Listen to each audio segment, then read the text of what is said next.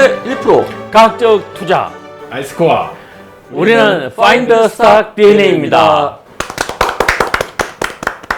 네, 여러분 반갑습니다. 우리의 주식시장은 하루도 조용할 날이 없습니다. 이번 한 주에도 많은 일들이 있었는데요. 그 일들로 인해서 주식시장이 어떻게 변했는지 우리 포폴리오의 성과를 살펴보도록 하겠습니다. 먼저 크리스? 예, 저는 지난 8월 18일 날, 지난 금요일이죠. 지난 금요일 날 산출된 아이스코어에 기반해 가지고요. 요번 주에는 좀 그야말로 보수적으로 좀 포트폴리오를 운영했습니다. 그래서 네. 저는 KRX 300에 10개 아이스코어 상위 10개 종목을 선택해서 8월 21일 월요일 날 시초가로 일단 포트폴리오를 구성을 했습니다. 그래서 이제 리스크 매니지먼트를 굉장히 엄격히 진행을 하기 위해서요. 이게 그날 8월 21일 날 10종목 중에서요. 일단 마이너스 3%의 접근한 농심하고요. 그 다음에 제가 잠깐 좀 때를 놓쳐가지고요. 마이너스 3%를 훌쩍 넣어버린 삼양식품. 이 두 종목을 일단 로스컷을 했습니다. 그리고요. 나머지 종목들을 가지고 포트폴리오를 운영하다가 이게 1% 조금 넘어섰을 때 포트를 정리하기 시작했습니다. 그래서 8월 21일 날 두 종목만 남기고요. 대부분의 포트를 정리를 해가지고 1%의 검적한 수익률을 내고요. 그 다음 날 8월 22일 날 마지막으로 두 종목을 처리를 했습니다. 롯데 웰푸드하고 그다음에 하림지주를 요것도 월요일 날에는 얘들이 그렇게 큰 수익을 내지를 못했는데 화요일 날 되니까 요것도 1% 조금 넘어가는 수익을 내서 요것도 청산을 했습니다. 그래서 양일간에 걸쳐서 이 10개 종목을 처리한 결과 1.3%의 수익률을 냈고요. 그리고 벤치마크가 되는 KRX 300은요. 8월 22일 오픈부터 8월 22일 클로즈까지의 KRX 300 지수는요. 이때 수익률이 0.36%였습니다. 이상입니다. 네, 감사합니다. 일주일에 1% 목표를 달성하셨네요. 네, 축하드립니다. 축하드립니다. 감사합니다. 네, 다음으로 저의 포폴리오 성과 발표하도록 하겠습니다. 저는 코스닥 150에 8종목을 사서 8월 21일 오픈에 사가지고 그 다음날 8월 22일 클로즈에 전 종목 매도를 했습니다. 결과적으로 0.21%를 기록을 했고요. 코스닥 150에 해당되는 벤치마크는 2.55%입니다. 그래서 벤치마크 대비 낮은 수익률을 기록했고 또한 1% 대비 낮은 성과를 기록했습니다. 네, 좀 저조했네요. 네, 이상입니다. 네, 민키입니다. 저는 코스피 200의 5종목을 모델에 5종목을 편입을 했고요. 월요일 오픈에 그리고 쭉 모니터링을 했는데 월요일과 화요일 장중에는 성과 달성을 못했습니다. 그래서 계속 홀딩을 해서 갈까 하다가 시장의 변동성도 있고 또 종목들도 꽤 전주까지 올랐던 종목들이 대부분이어서 리스크 관리 차원에서 정리를 하자고 생각을 하고 화요일 종가로 모두 정리를 했습니다. 그래서 결과적으로 성과는 마이너스 0.23%였고요. 그리고 코스피 200은 지수가 0.08%였으니까 벤치마크 대비해서는 뭐 별 차이는 없었는데 이제 다만 포지티브 성과를 내지 못한 부분은 좀 아쉽습니다. 네, 이상입니다. 네, 감사합니다. 우리 3명의 투자자의 포폴리오 성과를 살펴봤고요. 그 다음으로 모델 포폴리오 성과를 살펴보도록 하겠습니다. 민키? 네, 주지하시다시피 지금 저희 모델 3가지가 있는데요.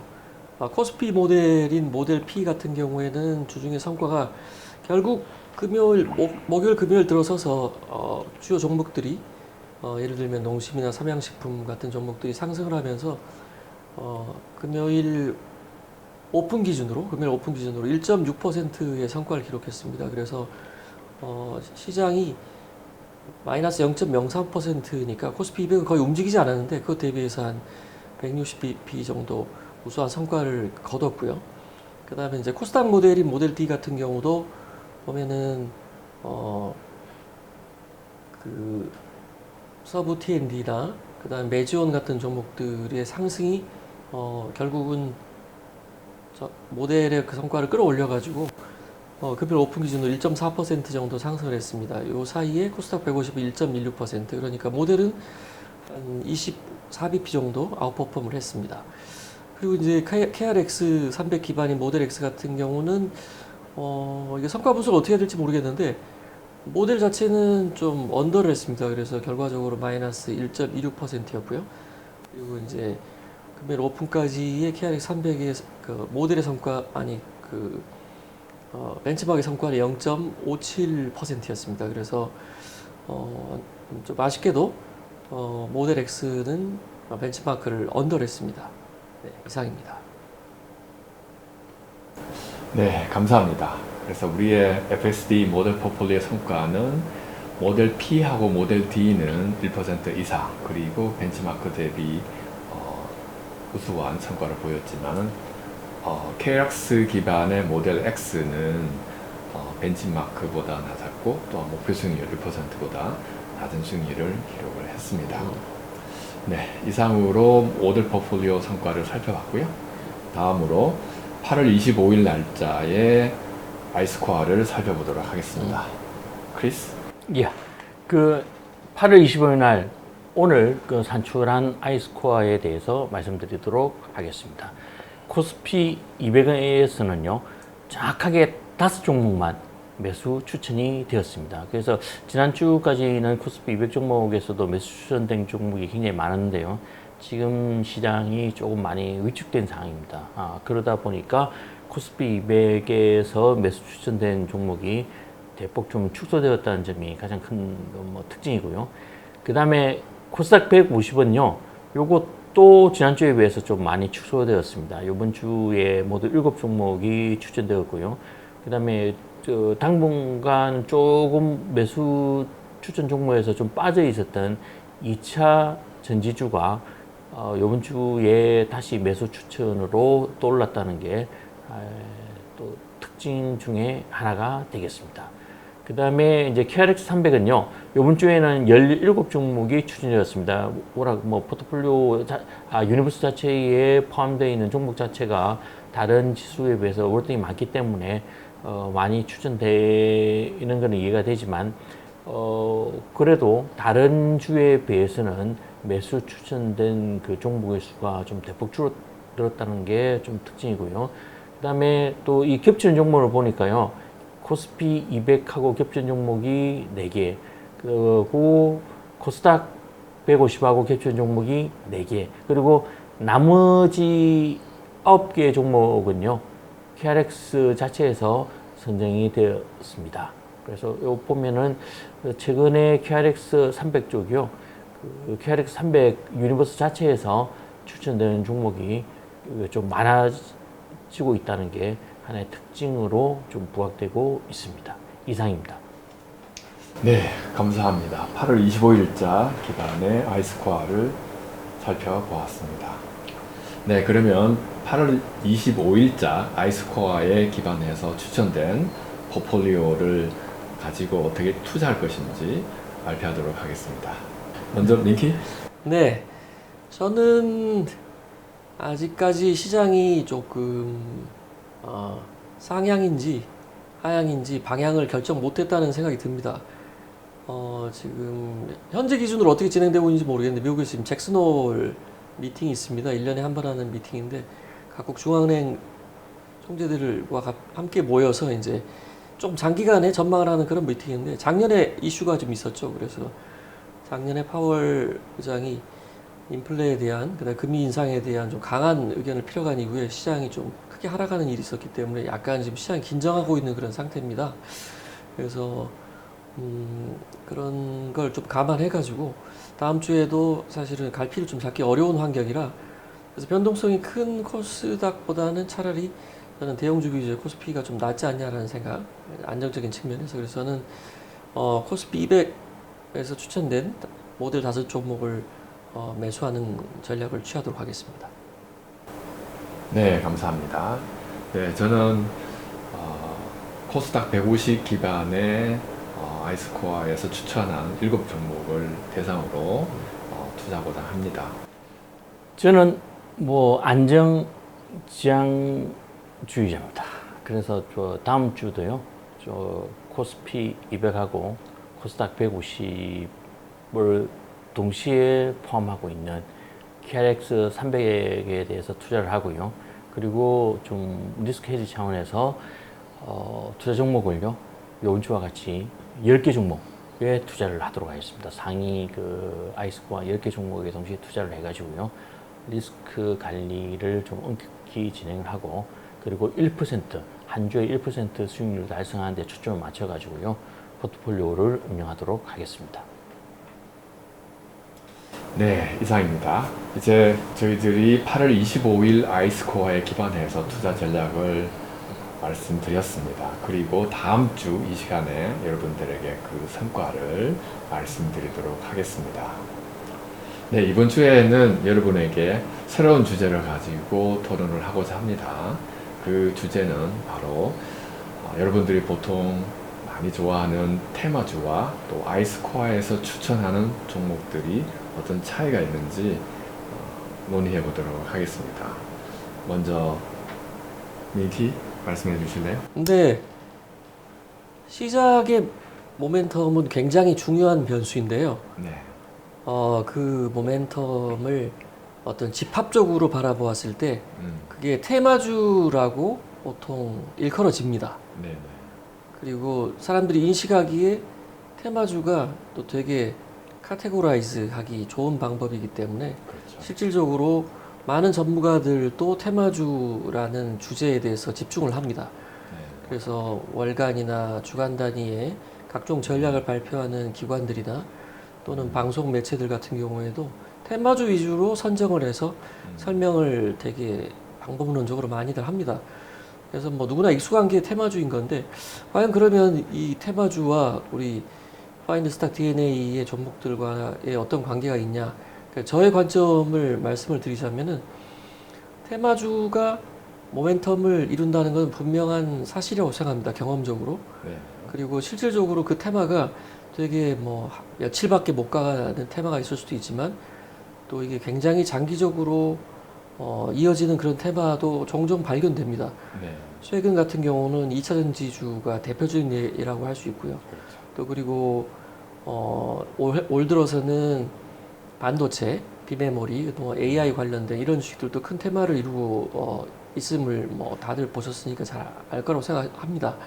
근데 중요한 점은, 그러니까 이런 테마를 우리가 이제 사고적으로 다 인식은 하고 있는데, 이거를 어떻게 선별해서 스크리닝을 하고 그 다음에 이거를 트레이딩에 투자에 활용할 거냐의 문제인 건데, 대개의 경우 사실은 백밀러식으로 과거를 바라보고 사후적으로 평가를 하고, 그래서 되게 많은 경우 정량적이기보다는 정성적으로, 왜냐하면 급격하게 오르는 경우에는 밸류에이션 가지고 설명이 안 되는 경우가 많습니다. 네. 그러니까 이게 숫자적으로 추정을 해서 설명을 하는 게 되게 설득력이 떨어지기 때문에 굉장히 정성적으로 설명들을 많이 하고, 그리고 이제 장기적으로 굉장히 유력한 테마니까 비싸지만은 우리가 용인할 수 있다, 이제 이런 식으로 접근을 많이 하는데, 저는 우리 그 파인드 스탁 DNA의 방식이 그런 와중에서도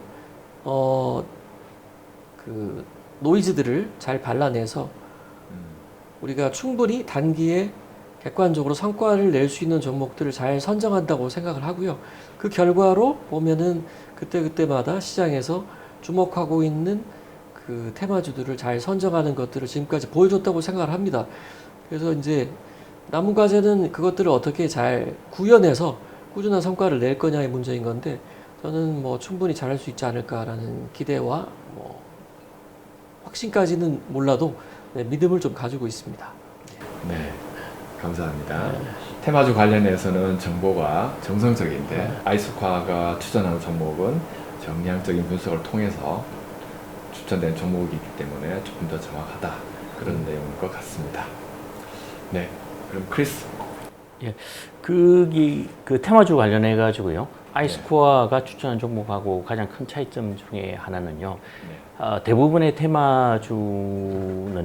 작전 세력들하고 좀 많이 연관이 있습니다. 반드시 그런 건 아니지만요. 그렇죠. 그래서 작전 세력들이 테마주를 터뜨릴 때는요. 이미 그 사람들은 포지션을 청산할 마지막 단계에 가서 그런 이슈를 터뜨리는 거죠. 그래서 일반 흔히 말해서 우리가 개인 투자자들은 끝물에 뛰어들게 됩니다. 맞습니다. 그래가지고 상투를 잡게 되는 거죠.